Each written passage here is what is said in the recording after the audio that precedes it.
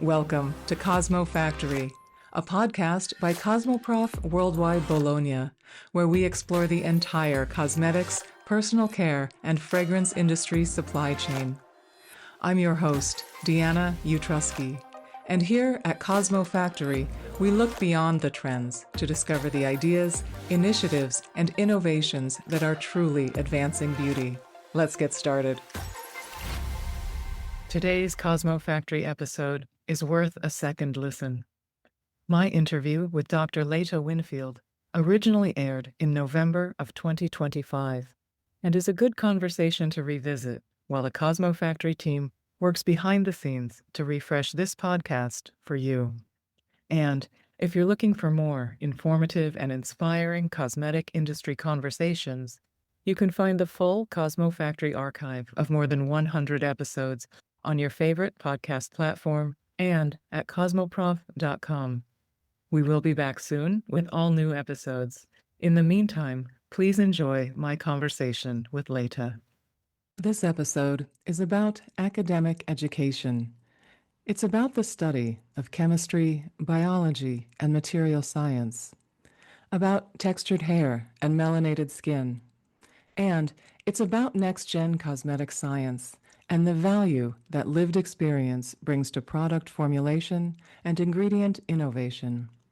For today's episode of the CosmoFactory podcast, I am speaking with Dr. Leyte Winfield, Professor of Chemistry and Director of the Cosmetic Science Program at Spelman College. Dr. Winfield, welcome to CosmoFactory. Thank you for having me. Yeah, you're welcome. I'm very glad for the chance to speak with you. Now, there are around the world, I believe, close to 30 institutions that are well known for training cosmetic scientists. Many of these specialize in beauty fields, in cosmetics, personal care, and/or fragrance, and several started in pharmaceutical programs that expanded then into cosmetics. Of course, many cosmetic scientists train in related fields and bring their knowledge to the beauty industry. But in the past 3 to 5 years, quite a number of colleges and universities have created dedicated cosmetic certificate or degree programs, and Spelman College is one of them. For listeners who may not be familiar with the school, Spelman was established in 1881 and is located in Atlanta, Georgia, in the U.S. To get us started, I would love for you to introduce us to the program that you lead at Spelman. Certainly, and just to piggyback off of some of the things you said, our program is situated in a time where we've seen increased need for scientific expertise in cosmetics and the personal care industry. And we also understand that need to be attributed to the increased demand for transparency in ingredients, to be authentic and verifiable in terms of how we are defining claims, how we are assessing claims. And of course, we can't ignore the rise of MOCRA and AI as drivers to this increased need.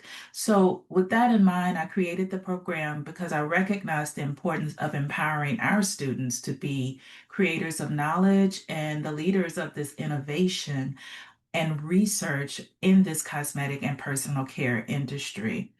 And you've already talked about us being located in Atlanta, but Spelman is a historically Black college dedicated to the education of women of African descent. And that is an ideal space for us to consider work related to textured hair and melanated skincare. And so, with that in mind, we created a program that integrates arts, medicine, science, and with the notion of beauty and aesthetics in a way that impacts the Black community to inform the work that's being done in the industry. Thank you. That's very helpful. I appreciate it. I'm particularly wondering how cosmetic science is different from similar classical chemistry or biology courses beyond what you've just shared. Absolutely. When we sat down to create this program, we understood, and we operate also in an environment, I should say, at Spelman, where interdisciplinarity is very important. And so our curriculum teaches students how to convert their scientific knowledge into practical understanding of the field. So Yes, chemistry is the foundation of all of the cosmetics we make. We also know that there's some physics involved as we understand fluid dynamics. We understand that individuals have to have a sense of what the market needs and how to translate that into science. So we created this interdisciplinary curriculum that features most of that. So students understand how to apply their knowledge. Mhm. If we look at the chemistry curriculum, it gives them a grounding in critical lab-based skills. And so we started there and making sure that the foundation is lab-based, so they have the technical expertise. But we also have freed up space in that curriculum where they can understand ingredients. So taking a deeper dive, a more intentional dive into the structure of ingredients, how they work together, how they help us formulate the products we need. And that also moves us into product design and understanding the anatomy of melanated skin and textured hair, perhaps in a way that we don't see in the curriculum that are currently available. So that's the core of where we are. But we also understand that there's social impacts. So we have courses like Psychology of Beauty and Beauty Matters that will be offered, that is being proposed by the English department to really talk about how beauty translates into our experiences, how it showcases how Black people live their lives. So I think that's going to be a very interesting course. We also partner with the Entrepreneurship Center because we understand that a lot of students in this space eventually want to become entrepreneurs and make their own products. And so it is a cut across all components and entry points into the cosmetic industry. No, that's fantastic. It's not uncommon from time to time in the news to see pieces about salon stylists learning about working with textured hair or the need for that sort of education. It's interesting to think about how much further back, right, in the value chain, you're creating this sort of change. I really appreciate hearing about that. And you mentioned entrepreneurship there. I'm hoping you can give us a fuller sense of the type of jobs that your program graduates might take on. As you've said already, certainly some are entrepreneurs. I'm wondering, are you also seeing students interested in working with consumer brands, manufacturers, ingredient suppliers? Absolutely. So when I thought about the entry points, there were in the larger buckets of whether or not students wanted to be lab-based, whether they wanted to be more business focused. But in the sense of lab-based jobs, we do see students wanting to be in spaces where they can create the products. And so that could be in terms of formulations, in terms of product development. They're very interested in that. But we're also seeing students who are interested in how we analyze the products and how do we prove their safety and prove their efficacy. There are also students interested in the technology aspects of beauty and how to create tools. And, moving beyond the lab, we do have students interested in content creation as well as marketing. And so that's just a small segment of the entry points that students have expressed interest in. But we also remind students that there are opportunities as it relates to regulation and legal aspects. There's opportunities related to broadcasting and how these claims get translated to the screen. There are opportunities even to work with training the stylists that you mentioned, who not only want to understand more about Black hair, but may want to be engaged in how we leverage their expertise to understand how these products are functioning. Mhm, mhm. That's fantastic. I think it can be kind of daunting when you're a student to realize that any job you want, you can find in any industry. And you've given a nice picture there of everything or many things I should say that's possible within the cosmetics and personal care space. That's excellent. You know, you've mentioned a couple times that Spelman College is an HBCU or a historically black college or university, and this certainly gives your program an opportunity to stand out in its approach to research on textured hair and melanated skin.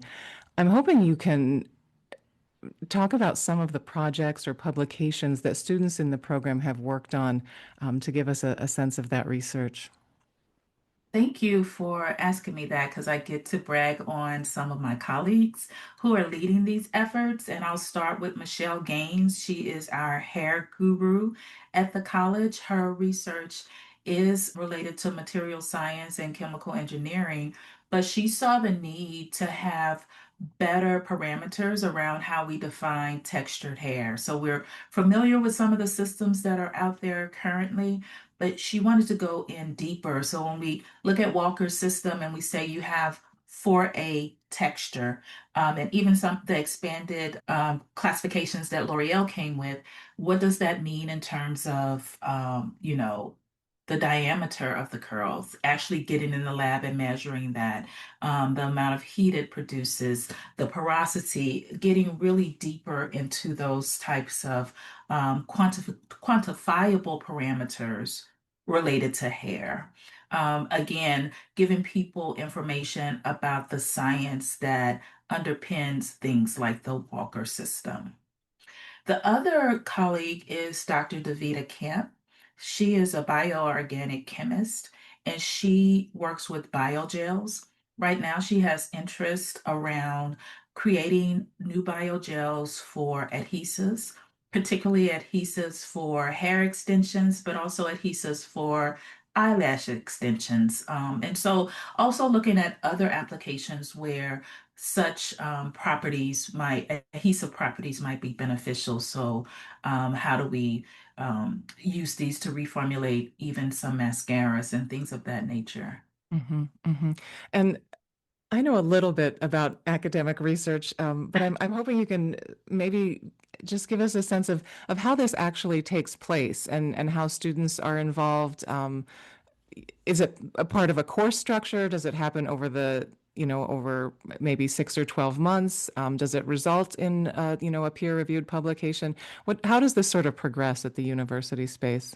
I would say both and. So we have a number of ways students can enter research. They can do what we call academic year research, where they are working independently with those faculty members on their projects. That experience tends to span the lifetime of their existence at Spelman. So once they get into a research group, they tend to stay there. And so they will go and continue that project. If they start in their junior year, then that's 2 years they've given to that project most times. So that's the typical trajectory. We also have programs that have course-based research. So students might engage in research through a course and earn credit for that research in that way. They may also spend the summer where they can dedicate more time without the overshadowing of classes to exploring research. Mhm. And so, we have this other project that I should mention with our partners, Myavana, where it is looking at hair AI and how do we, improve how we are doing personalized recommendations, but also how do we get consumers the tools to understand the science of what they're buying and how it interacts with their hair, how it translates into the claims that they're hoping to see. So we do have students working on that project as well. That is a short-term project that goes for about 9 months, and it's done with one of our partners. Mhm. So there are a number of different ways they can engage with academic research on campus. Wonderful, wonderful. That's excellent. I believe it was maybe 25 years ago now, we started using the acronym STEM, and STEM stands for science, technology, engineering, and math. There's a movement that continues today to help more women have visibility and opportunity in STEM fields. Just briefly, can you talk about the contribution that Spelman College and the Cosmetic Science Program rather, is making in terms of women's STEM advancement? So again, I'll say I am extremely fortunate to be at Spelman because some of that is innate to who we are as an institution. If we look at STEM, and I think that term came about when we continue to ask questions also about how do we train people for this workforce and wanting to give a specific framework around what this workforce was. But in the past 20 years, when we've paid serious attention to quantifying who's present in this space, there's been a consistent underrepresentation of women.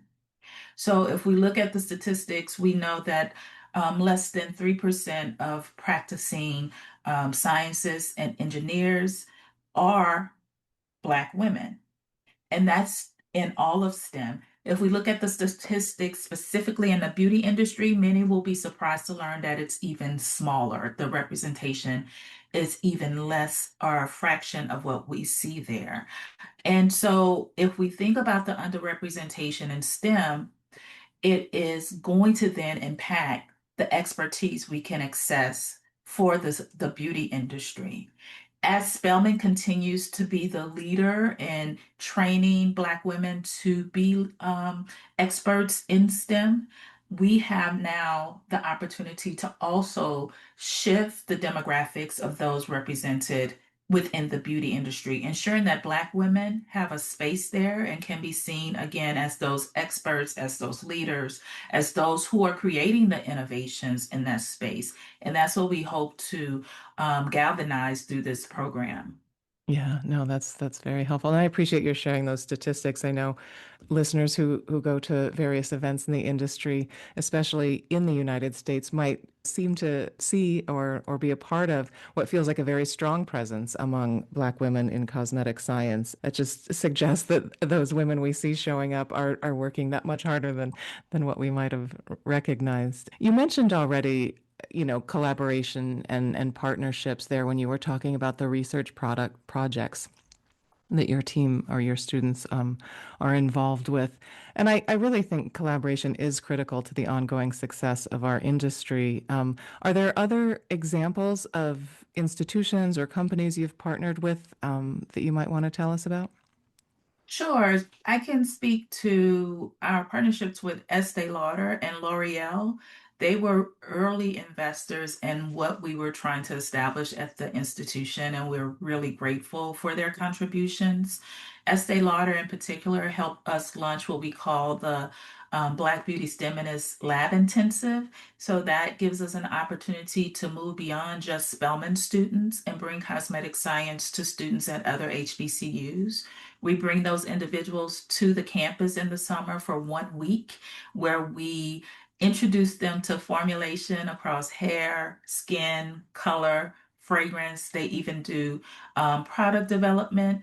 And again, it's all in 1 week. That's why we say it's an intensive, but we will be moving into our third year of that partnership in 2026. L'Oreal also has helped us in terms of establishing some of our lab infrastructure related to cosmetic science, but they also helped us to extend the Black Beauty STEMinist project into a summit where we can start to establish a network of individuals who have STEM backgrounds in the beauty industry. So we bring together individuals from the laboratory, formulators, practitioners, doctors, entrepreneurs, you name it, just so that we have this collective network of individuals who are contributing to beauty industry who look like us, who are Black women. So we get to celebrate their contributions, but we also then get to pay it forward because then those individuals get to interact with those aspiring individuals who may be in the audience to help guide their career trajectory and show them the various ways they can engage in the beauty industry. Mhm. And I would say closer to home, um, we have partnerships with Design Essentials and we've had partnerships with Pattern Beauty as well. So it was very important to be connected to those one legacy brand and then, of course, one that will become a legacy brand. to have our students see that those individuals also believe in what we're doing here at Spelman was very important, and we also appreciate their contributions. Very good. And at the beginning of this episode, I did point out that there are more cosmetic science programs now than ever in higher education, but also independent and commercial programs. Mhm. You've suggested how important partnerships are, and I certainly think even beyond what you've shared, there's a lot of value in the networking and relationship building that must be going on in some of those initiatives. But can you give us a sense of how companies along the supply chain, maybe ingredient makers, product manufacturers, packaging companies, how the industry can support cosmetic science education? I'm in my imagination, maybe you want ingredient samples or internship opportunities, but it could be something else entirely. All of the above, all of the above. Thank you. Yes, thank you so much for that. I am extremely grateful to those raw material providers who have helped us to build out our inventory of raw materials, that helped us get started in terms of our teaching laboratories. And so we have essential ingredients right here in town with us who, from the onstart, helped us create our for our certificate program, which I haven't spoken about, but we do have a certificate program for adult learners, but there is an at-home component, an at-home laboratory connected to that certificate. And this, essential ingredients were instrumental in allowing us to craft those experiments because they were able to provide us some sample formulations along with the ingredients for those formulations that students could work on at home in completion of this certificate. So definitely raw materials are important, but not only supplying the raw materials, working with us to create modules or case studies that our students can use to build their techniques and their skills in this area is also important. So we're definitely looking for partners to come alongside and do that type of curriculum development. And so I think that is some of the more critical areas where we're looking for partnerships. We're always looking for individuals who are willing to take our students on for internships or even longer engagements through co-ops if they can work through that. Speakers are always welcome. And I think there's also interest in just talking about what a bespoke type of support can look like. No, it's nice to hear all of that, and I'm sure other programs around the world and around the country would have similar needs and expectations. Dr. Winfield, I thank you for teaching us about the world of cosmetic science education today. It has been wonderful having you as my guest on the CosmoFactory podcast. Oh, thank you so much. I really have enjoyed this. Thank you so much for listening. If you find the CosmoFactory podcast useful, please take a moment to leave us a 5-star review and share your thoughts so even more cosmetic industry professionals can discover the CosmoFactory. I'm Deanna Utrusky. Please join me again next Tuesday for a new episode of the CosmoFactory podcast.